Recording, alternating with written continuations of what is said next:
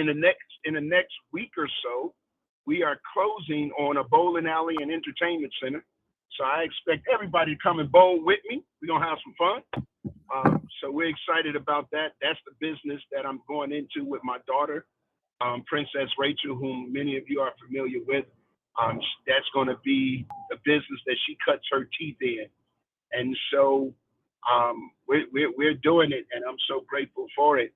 So today, when I was thinking about what would I discuss, I am getting ready tonight to kick off a 6 weeks series on what to do when you don't know what to do. Kathy, there's the truth of the matter is, in the happenings of life, when life happens, especially business, a lot of times stuff happens and we don't really know what to do exactly. We don't know what to do. And the challenge is, oftentimes when you don't know what to do, we have the tendency to do what? Nothing. And we pray about it, and we hope that whatever the issue is will go away. But sometimes these issues won't just go away. Sometimes these issues is going to take you to be an active participant, well, most times, an active participant in the process, especially in business. The reality is business won't get better because you want it to get better. Business won't get better just because you pray for it to get better, which praying for a business to get better is always essential. Business won't get better because you cry about it.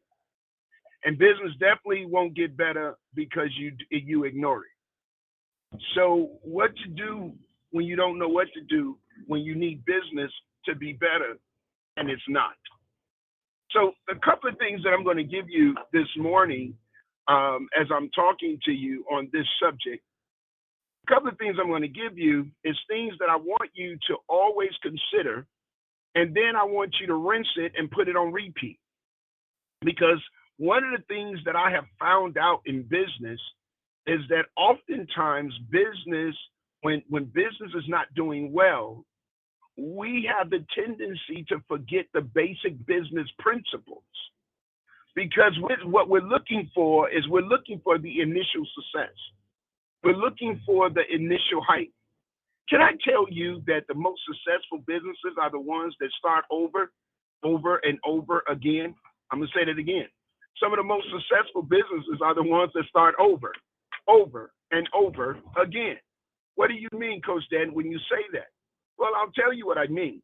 The reality is, if you think about a McDonald's, if you think about a Burger King, if you think about any of these national brands, one of the things you see that over several years, guess what they do? They change their branding. They may change their slogan. The only thing that they don't necessarily change, and Burger King actually changed it, is they don't change their logo or something of those lines. But they're always being creative. They're always evolving. They're always adding something new. And that's how we have to be. But they don't, watch this, they don't abandon their foundation. So point one, what to do when you don't know what to do as it pertains to your business is, number one, do not abandon your foundation. Put that down. Do not abandon your foundation. There are some foundational principles and that you have been taught to build your business. And sometimes after a while, we abandon the foundation. And so right now, I'm going to give you a few moments I'm going to give you about three things of how not to abandon the foundation of the business that you're in right now. Okay? This is going to be very important. So I want you to listen. And you're going to say, oh, Coach, we heard that before. And so I know that's why I'm telling you again. But why? Because it's part of your foundation. Part of your foundation is the first 48 hours. Do you not know that the first 48 hours should be on repeat on a consistent basis? Well, for those of you that may not have had opportunities to join us in understanding what the first 48 hours is, the first 48 hours is the things that you should do the first 48 hours that you've established when you're building this business. So number one is you got to get your top 100 list. Your top 100 list should always be evolving. Now, some of my old school guys and gals that's on the line, when the last time you refreshed your top 100 list, right? The second thing that's part of your foundation is get the appointment. Set the appointment. What do you mean? Set the appointment, get people to commit to hear what your presentation is, what you have to offer, right? And the third thing, as far as your foundation, I'm going to say is the third party close. Now, it's a couple other things that we have in that moment, but these are the things I want you to capture for today. The third party close. Don't do the heavy lifting by yourself. Put some people in your upline to work for you, or put a good friend to work for you. The third party close is a powerful, powerful tool when utilized correctly. This is your foundation. The fourth thing, I'm adding this as a bonus in building your foundation, is to make certain that you are actively participating in the events and getting your team to actively participate in the events and things of that nature for you to move forward. So, number one, don't abandon your foundation. Number two, what to do when you don't know what to do.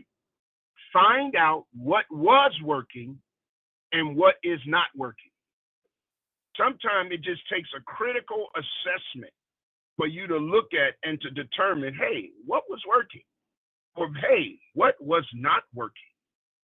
You got to ask yourself these questions. What was working and what was not working? And then when you evaluate what was working, look at what you were doing at the time that it was working. And guess what? Do the same thing similar, but add something to it. Add a little spice to it. Add a little refresh, hit the refresh button on it. Are y'all getting this? And then when you see what was not working, then make a decision that if this is not working, number one, assess the why. And then number two, it not only assess the why, but number two, if it's not working, ask yourself, is this necessary? Is this necessary? Are y'all getting it? And so once you do your assessment, the next one is this.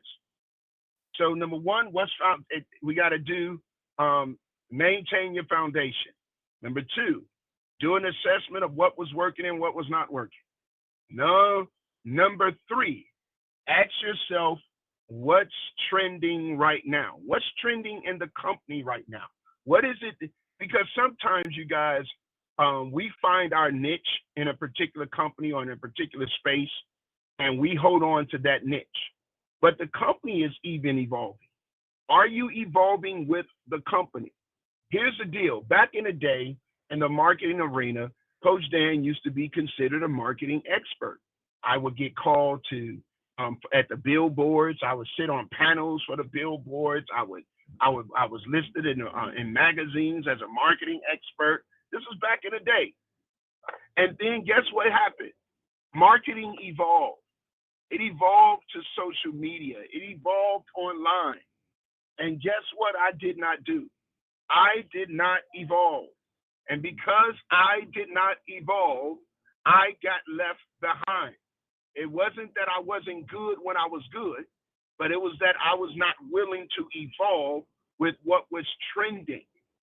And so, so the question becomes, have you evolved with the company? Have you embraced what is happening, what's new in the company? Have you assessed what is trending? Now, there's one or two things you got to understand about trends. Trends are your friend. I'll say that again. Trends are your friend. And you either have to understand the trend, flow with the trend, or create your own trend. Wow. Understand the trend, flow with the trend, or create your own trend. One of the things my team and I have been discussing as it pertains to the bowling alley is I've been telling them what is going to be our wow factor. What's going to make us uniquely different than every other bowling alley that's out here? What's going to make us stand out amongst our competitors? What trend can we set that will add value to our clientele? These are the things that you have to think about. These are the things that you have to consider. You got to think about, how can I solve their problem with what I have and present what I have in a different way? Are you getting this? I was in South Africa, and while I was in South Africa, I was talking to this pastor, and this particular pastor has over 10,000 members. He has 67 pastors under him. He has 1,600 leaders, and I was asking him about how he does what he does. And he said one of the things he does is he does the same thing that everybody else do.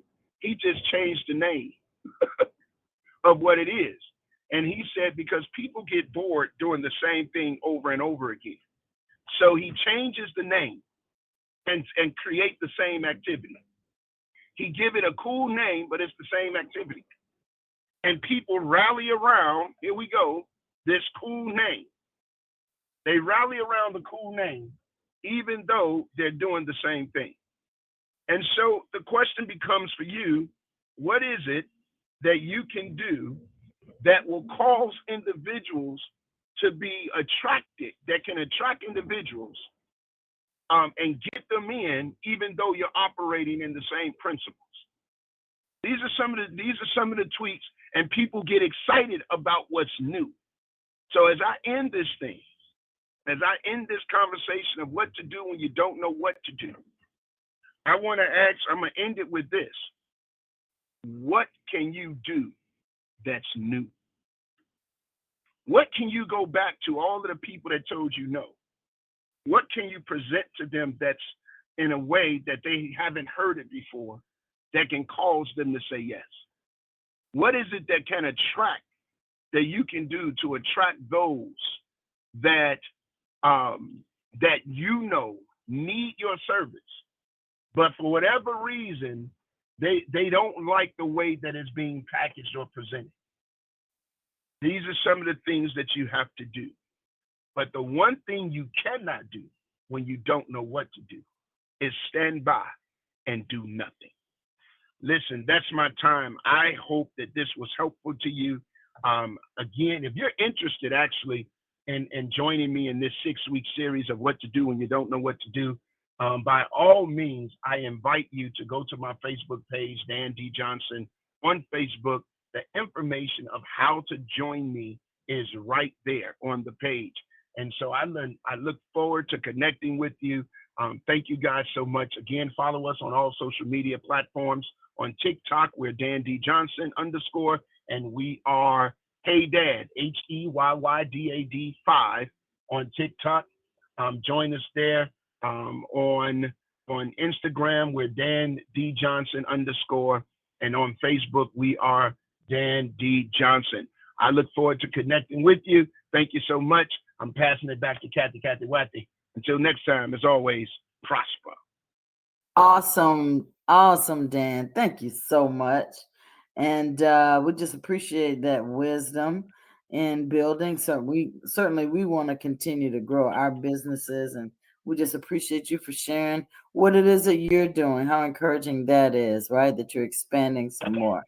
So today is Tuesday. That means that tonight, Dr. Betty will be available to share awesome nuggets about our products and what's coming down the pipe, and answer questions and things like that. So, Dr. Betty, I'm going to unmute you if you don't mind letting us know what it is you're going to be discussing tonight. You out there?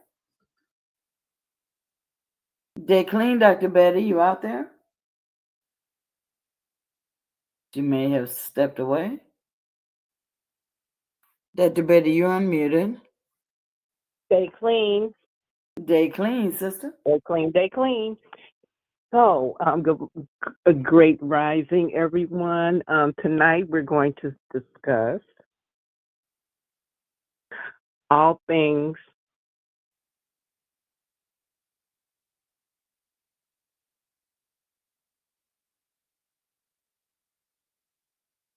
If you're speaking, Dr. Betty, you faded out.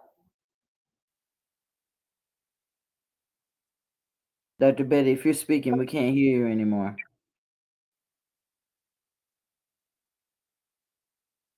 Dr. Betty, if you're speaking, we cannot hear you anymore.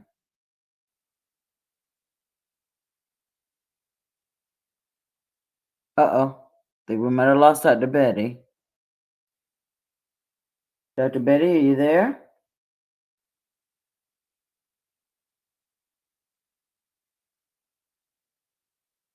Guys, I'm not sure what happened to Dr. Betty, but please make sure that you join on the Zoom, the regular Zoom, at 7 p.m. Central, 8 p.m. Eastern. Dr. Betty, you there?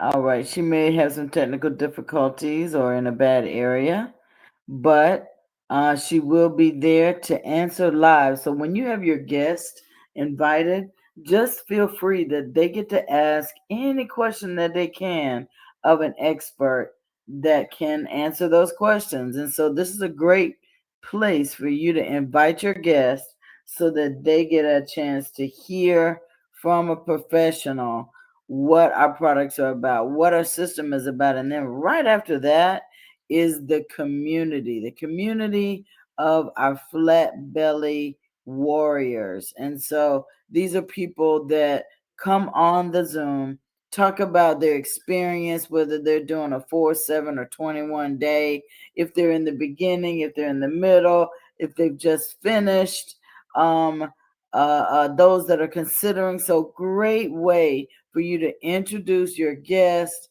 and really have the questions answered by folks in the know. So with all that, Dr. Betty, one more time, are you out there? Can you speak? All right. Well, it seems like we lost Can you her. hear me? Yes, we can now. There you go. Oh, okay. Sorry about that. I had some technical difficulties. Okay. So this evening we're going to talk about all things health, all things healthy, all things that influence our health and our ability to move into a higher level of wellness. So we'll talk about, oh my gosh, we're going to talk about water. We're going to talk about toxins.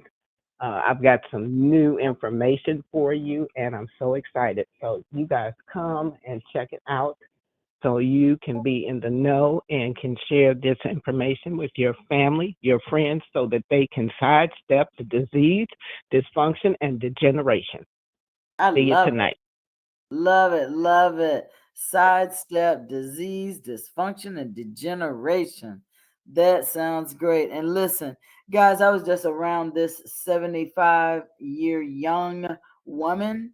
She has more energy and stamina and strength than a lot of us. So I believe we need to listen to what Homegirl is saying, okay? So make sure that you're on the Zoom. Make sure that you have guests and questions ready because she's there to communicate with us. So appreciate you, Dr. Betty, and I appreciate you all with your time and attention. Go out and have an Akana kind of day. See you tomorrow.